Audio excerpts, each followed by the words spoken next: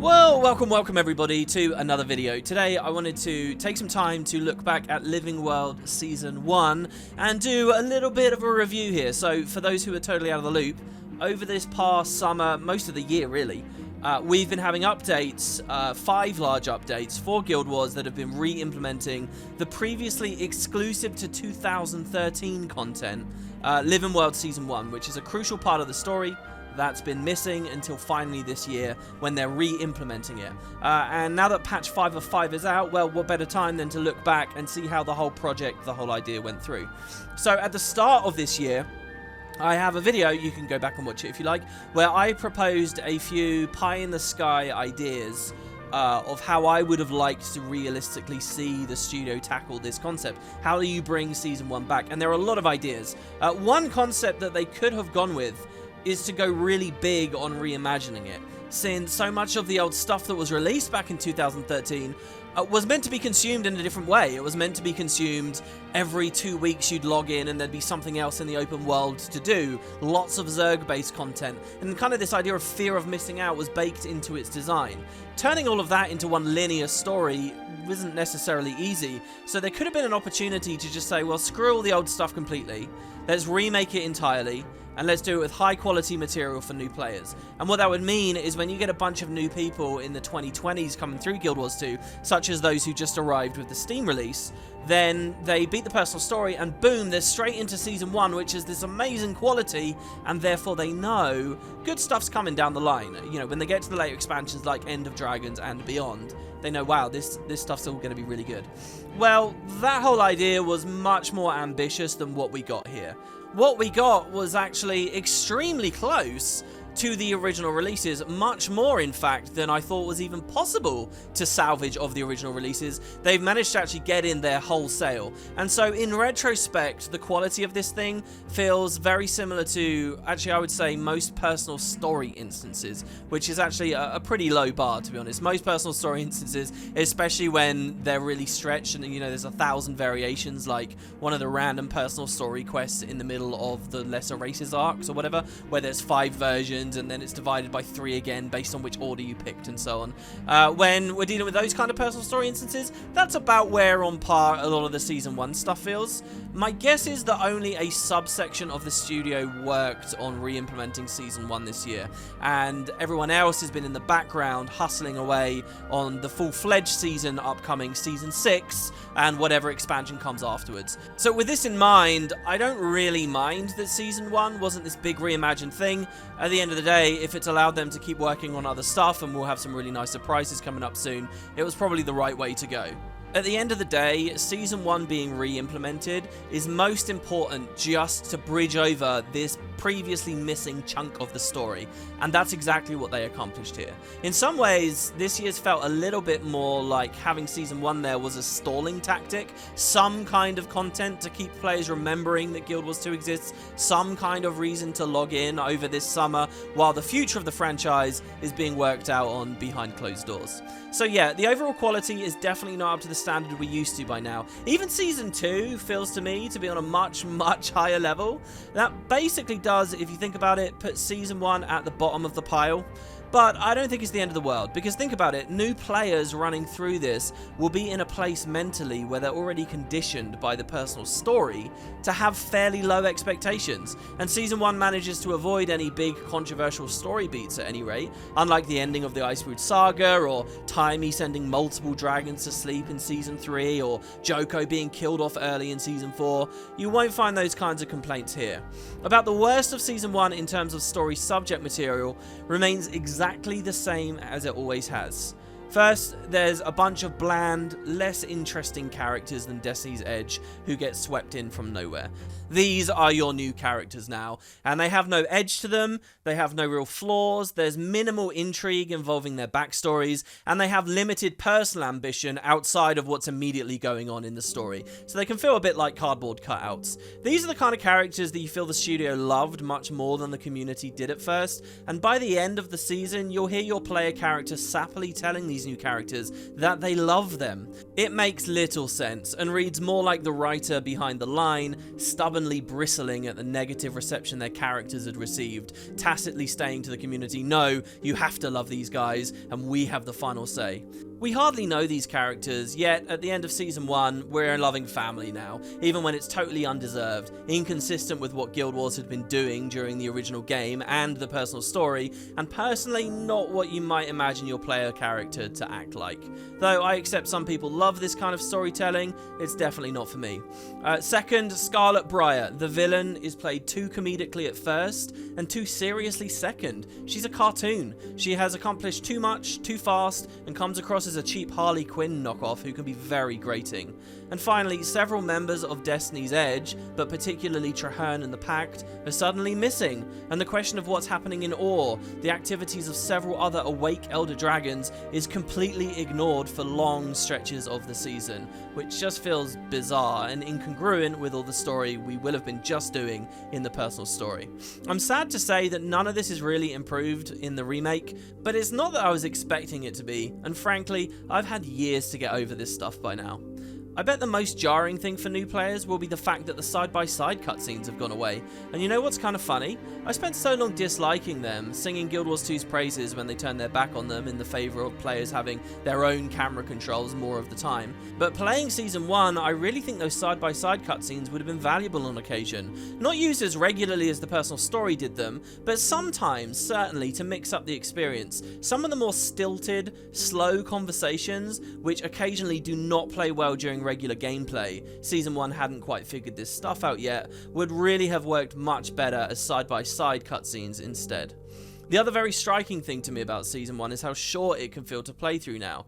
I don't mean that as a bad thing at all. It's probably a good idea to keep it short if the quality isn't there. New players will have simply so much story to catch up on anyway, and in the big picture, Scarlet's chapter is not the biggest piece of the puzzle. Let's get a move on through it. But certainly it's a weird feeling for me as a veteran. Scarlet was the story for a whole year before, and now to see it boiled down to 5 quick story chapters like this, a couple of which Scarlet isn't even in, is quite the trip.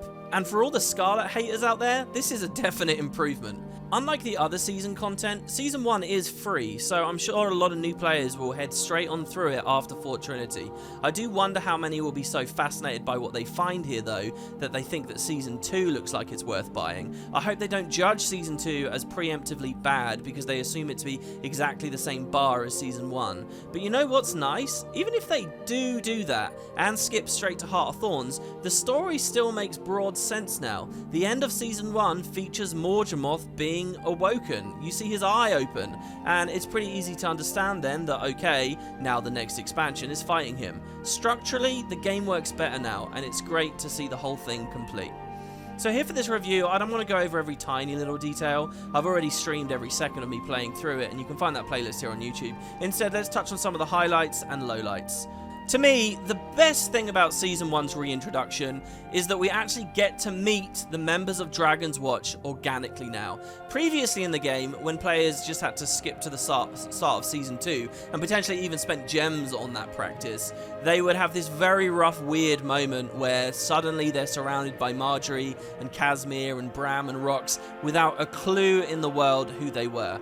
And that felt rough. Hell, even if you skipped Season 2 and started in Heart of Thorns, or if you skipped Heart of Thorns and went to POF, or at any point in the timeline, these are the new characters. They are the main cast for Guild Wars 2. And without them having that crucial introductory period, kind of a lot of the story falls apart. It's difficult to get invested in a character you don't really know who they are. The game spent a ton of time introducing you to, say, Zoja, and now they're just missing. Season 1's reintroduction does rectify this.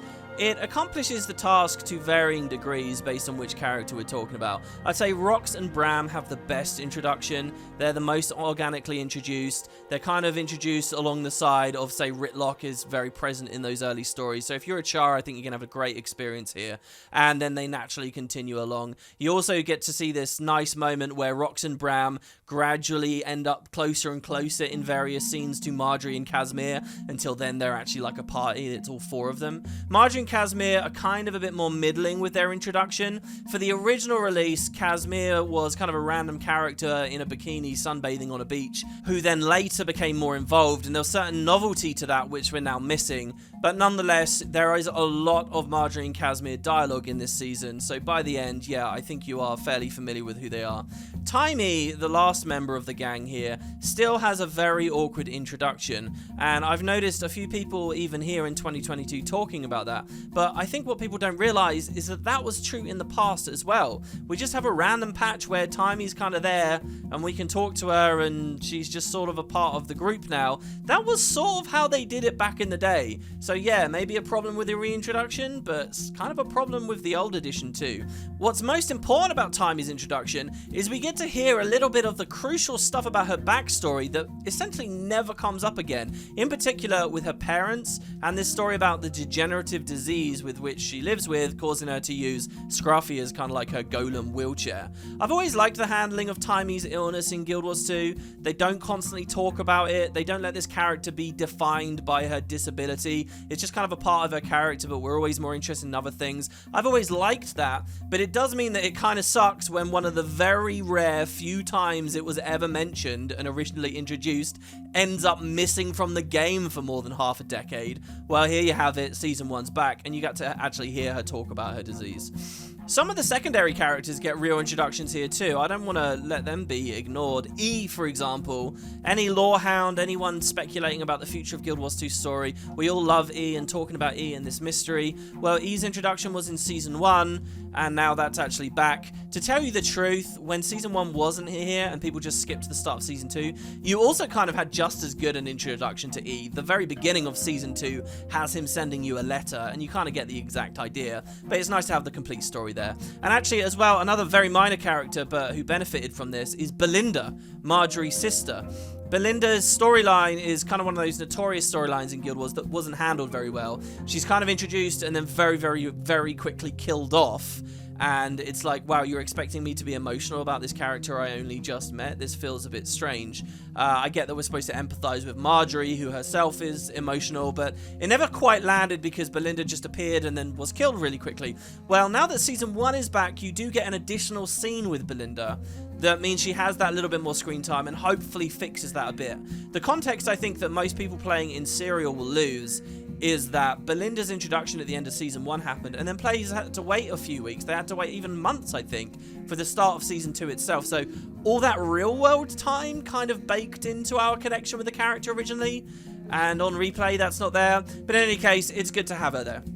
There's also lots of content now that I had totally forgotten about, dealing with people's families, particularly Timey's family, Casimir and Marjorie. There's loads of dialogue I really had no memory of, and it was a blast to play back through, where they're talking about like Timey's parents, who I'm ashamed to say I never really thought about, talking about their brothers and sisters, which to varying degrees have all been relevant. Of course, at the end of Dragons, we actually meet some of these characters, but it's nice to see them being talked about again now, especially in light of the fact that they might be back in Season 6. You know, there's this big wedding coming up with this story, and it's kind of cool to see the introduction of these characters, the establishment of their families, right before they'll probably be on screen again in a proper new sequel storyline for Season 6 very soon.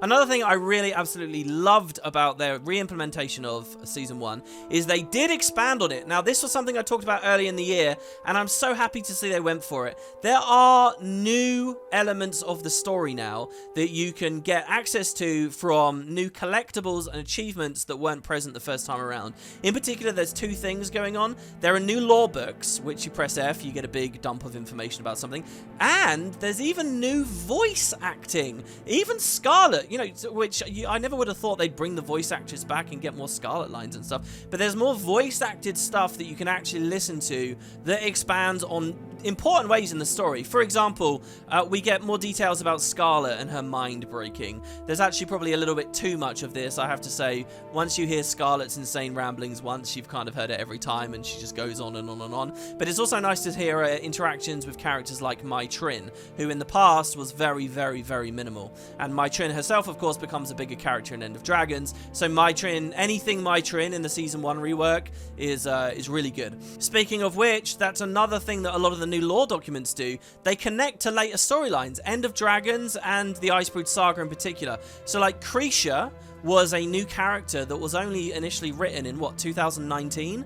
She wasn't ever in the storyline before, but now that Season 1's been reintroduced, there are mentions about Krisha in Season 1. And now, if we imagine a new player that goes through it all for the first time, there will be that little bit more of an organic connection when Krisha comes back finally, many years later. I mean, there's also the fact that odds are on any new player isn't going to remember the name of a random char in a random lore dialogue that, let's face it, they probably missed from a random patch in Season 1. But still, it's cool to see that these new characters that have only sort of recently been invented now have much earlier origins and little hints and things about them. As another example, I think Ivan is mentioned too. You know, basically End of Dragons is very good because there's a lot of Aetherblade connections there. And finally, there's also a lot of stuff in here that feels like it might even be hinting beyond End of Dragons. It might be hinting at Season 6. I mentioned just a second ago that family stuff, but in some of these extra lore documents, it feels like, oh, are they really setting something up here for even further down the line? And obviously at the point of this review, I can tell you, time will have to tell. But what's nice is that I can go back, play this old content, and there is new stuff to speculate about and wonder about. Moving into some more stuff I just generally liked, but, you know, I'm not ecstatic about. The Tower of Nightmares was very well implemented. I was really keen on seeing how this would work in Season 1 because this is an example of a lot of new art, a whole new explorable area of the world. It was also kind of a weird feature because it was like open world and it also felt a bit like a dungeon. It was like, how were the devs actually going to redo this? And they put it in with like these instances you can spin up publicly or privately, and it all just worked very, very well. Even you can toggle in and out of the story step in Keswick's Hills, and you can see how they'll just conjure the tower there before your eyes, and it will be phased and it will have collision. It's all very, very smart, and it's interesting tech that I don't think that the studio actually had back in actual 2013, so it's nice to see that they managed to leverage all of that to do a really good Tower of Nightmares. Likewise, the marionette stuff's well implemented. There's a new version of the marionette fight where you're playing it solo, basically, and there's no lane phase, so you stay on the platforms while they lift up, and this is quite novel and new. Unfortunately, they had already re-implemented the marionette with the scrying pool right at the end of the Icebrood Saga, so some of the magic of this has been lost, but nonetheless, it's good, full of beautiful art, and you know, I just mentioned a second ago that Season 1 is basically on par with the personal story. When I say that, I'm mostly referring to the quality of the fights, the fact that you're just kind of walking around, standing around, pressing F and listening to people speak, which is not everyone's cup of tea. But on the other side, once Season 1 gets cooking, you do get all this incredible art in places like this with the marionette. And likewise, the Breachmaker 2 at the end. It was so cool for me to get back to Lion's Arch in its destruction. ArenaNet did every part of it, the evacuation of Lion's Arch, the reclamation, the Breachmaker phase, the mini fight with Scarlet herself in the end. Everything about the finale just worked perfectly and was a lot of fun to go through. I think it will be big and cinematic enough to really capture the attention of new people as well. They introduced these clever little moments to the story where now everything does flow together in the story journal with lots of new lore that you can read, which is fun. I was most impressed with how every now and then the screen would like fade to black and it would say 2 weeks later and then it would fade back out. And that really helped to pave over some of the more awkward moments where, say, for example, the storyline's dealing with the Queen's Jubilee.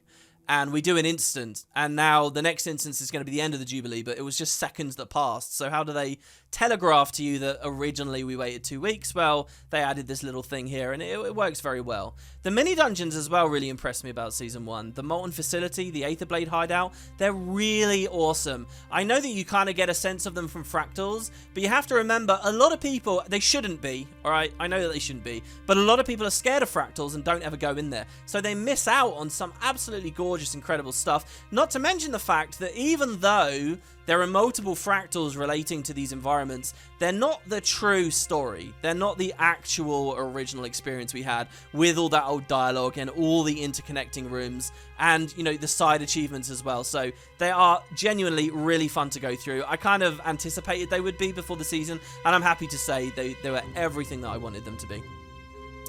Next thing I want to praise, and I'm kind of mixed on this now, we're going to start moving into dislikes a bit, but I do still count this as a like, is the introduction of the Lion's Arch key. So if you've been watching my stuff recently, you'll know all about this. I've been geeking out about it like mad. With the finale, ArenaNet added this amazing reward, like a meta achievement reward for doing all the achievements across the season. And what it will give you is a key that allows you access to old classic Lion's Arch. The Lion's Arch that existed in the game before Season 1, before 2013, you know, with the low frame rates and with the long loading screens, you know, all the good and all the bad, with the old jumping puzzles, full access everywhere, all the old NPCs, all their old dialogue, players can return. Now, just to be clear and honest here, I was someone who loved Disneyland LA when it originally released. I loved the idea that they would destroy a city in the MMO. That's big and brave and new, and that's an interesting thing to do. You don't see MMOs destroy entire cities like that. And even Disneyland LA, as much as people don't really like it nowadays, they say it's too wide, it's too soulless, it's too flat, it's too concrete.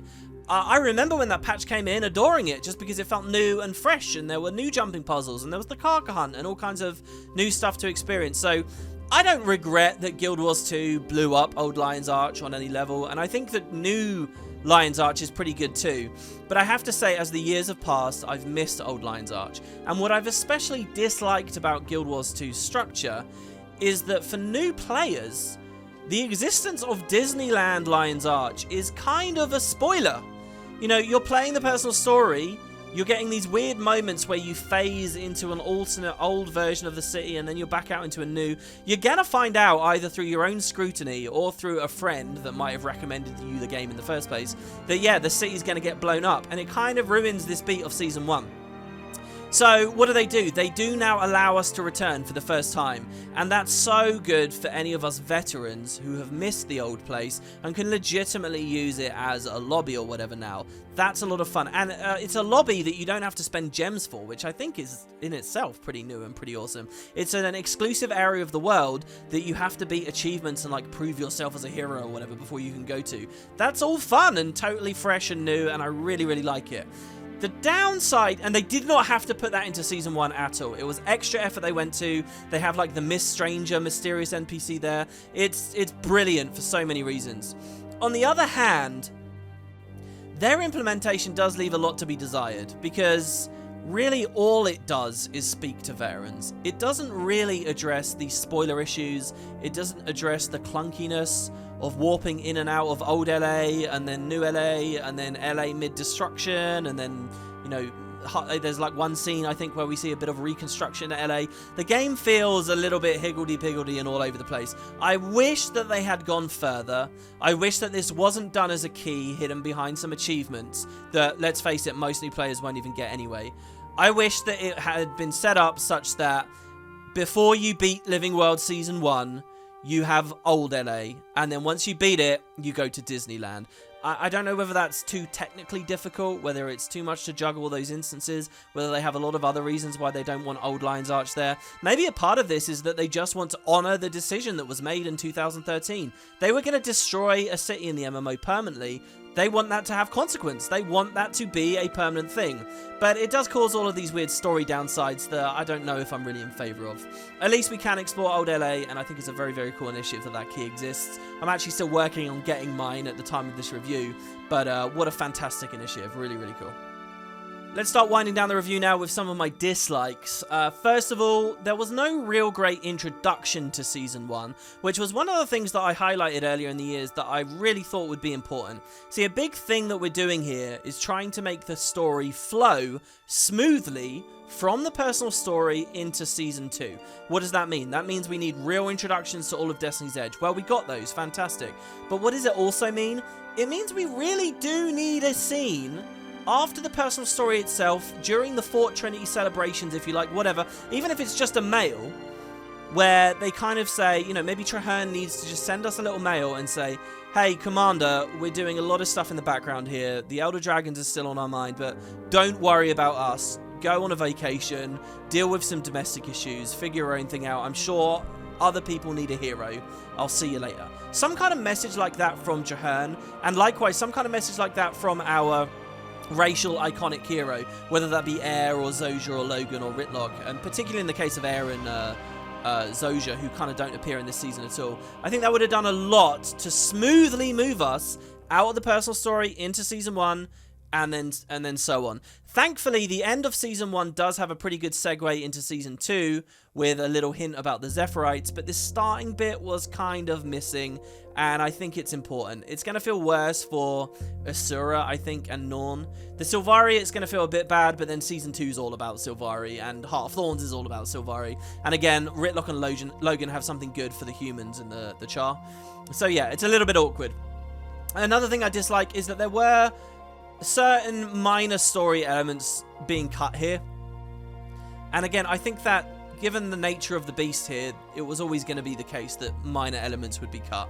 Like a lot of the big open world zerging stuff, how exactly does it translate into a new repeatable story journal type experience? Something that doesn't come in every 2 weeks. But here are some examples of things I wish were handled a little bit better, a little bit less awkward. Because frankly, a lot of Season 1 feels awkward with these elements missing. Like, there's a moment in Season 1 where Rox goes to assault Tequatl the Sunless. She's told by Ritlock to do it to get his tail. And back in the day, there was actually a moment where you could see Rox on the beach, unless I'm misremembering this. And, you know, you could play in that patch. I think it was the 1 year anniversary of Guild Wars 2 when LFG came in. I think Ascended Weapons came in around then as well. The SAB was around. And, you know, it was just a nice little beat. Well, that is now... But they couldn't really find a way to shoehorn it in. So they referenced the fact that this Tequatl moment occurred, but it's a little bit awkward and it's not really there. There are various open world events, as I mentioned, specifically Clockwork Chaos, but I do think that they did an impressive job on the first 2 patches. Both Diessa and Wayfarer Foothills now have more going on than they did before, which is cool. There's the whole Zephyrite arc, which is cut. Now, this is a tricky one.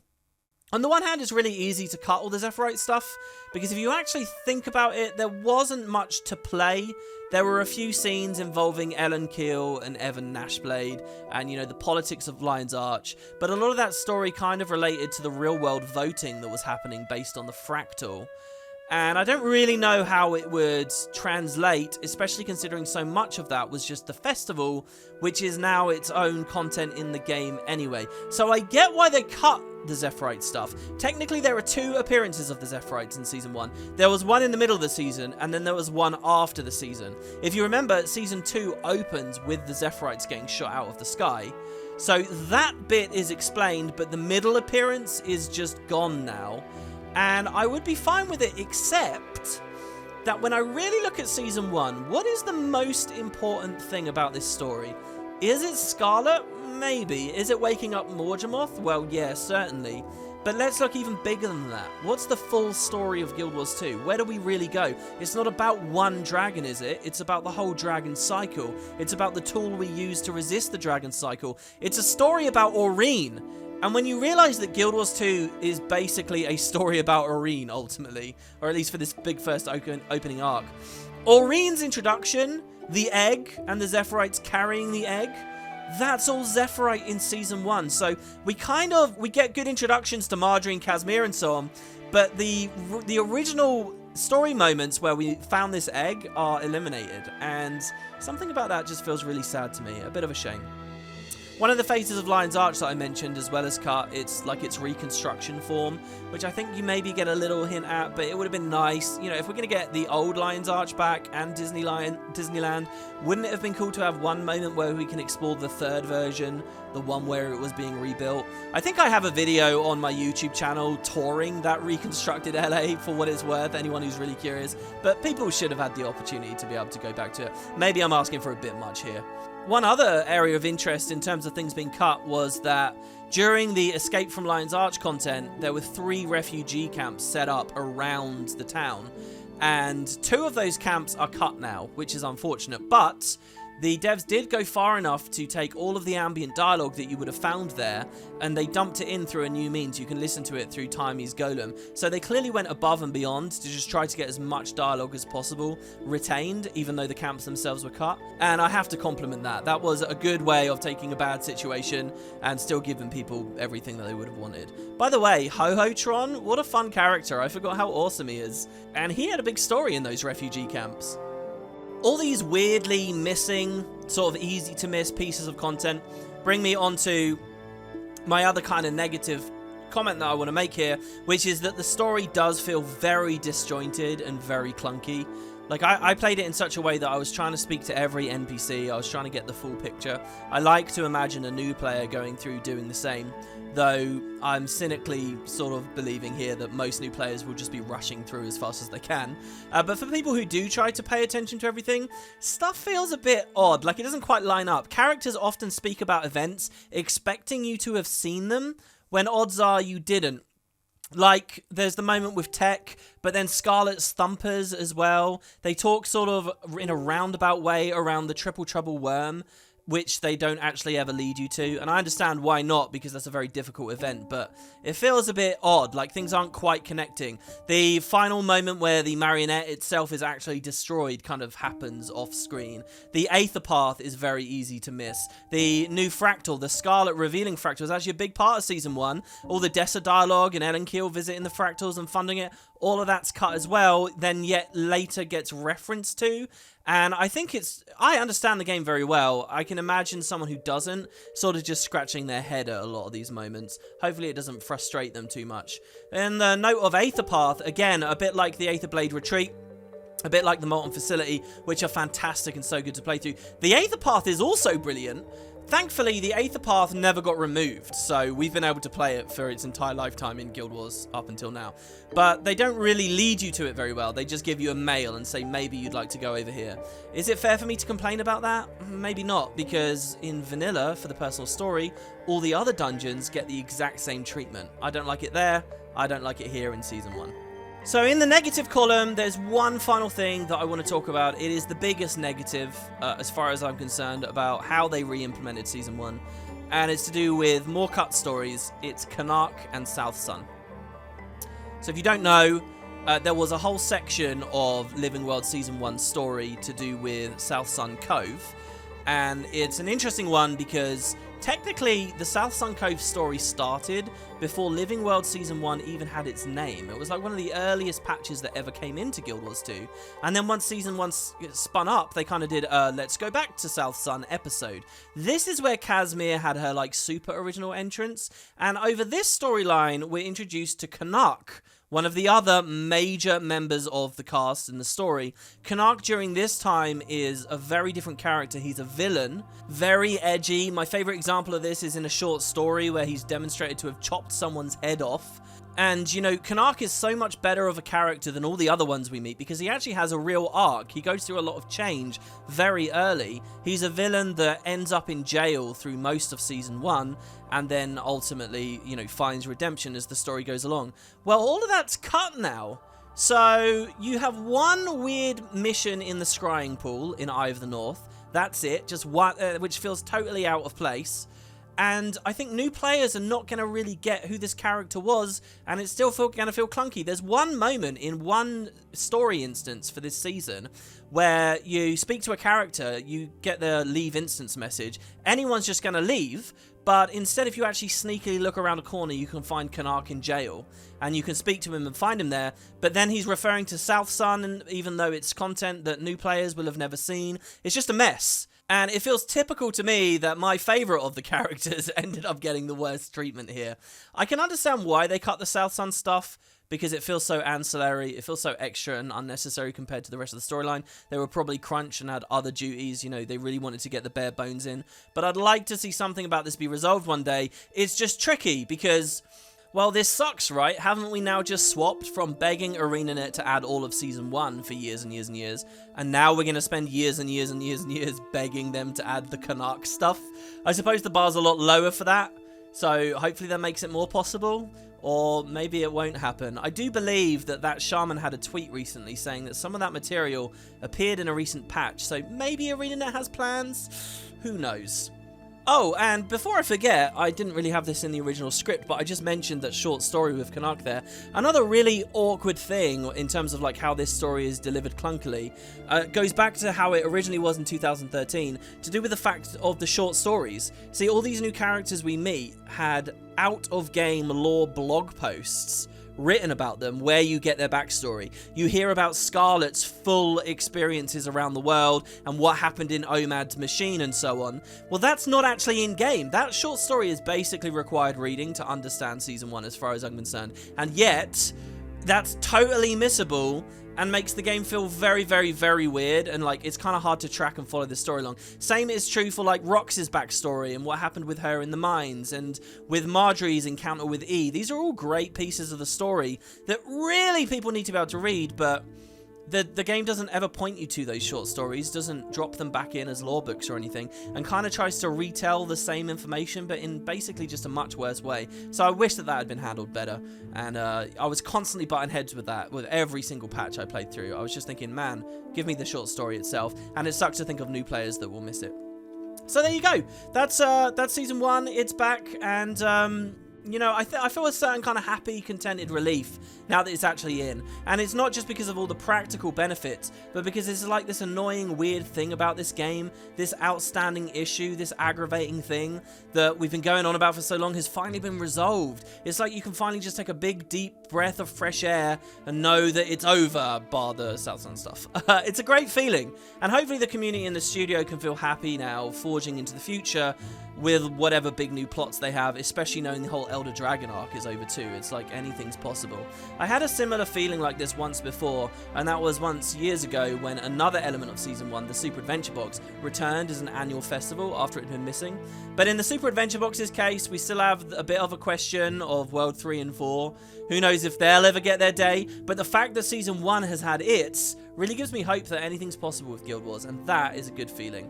I'm very curious to hear what you all thought about Season 1. The biggest issue here I can foresee relates to what I said at the start of this review, that in many ways this project feels like it was a bit of a stalling tactic, something worthwhile to have while they've been working on other things. And I know for a lot of people, especially those who don't really play this game for its story, or they don't really care about the new player experience, and that's a lot of people, this was probably a fairly underwhelming 7 or so months.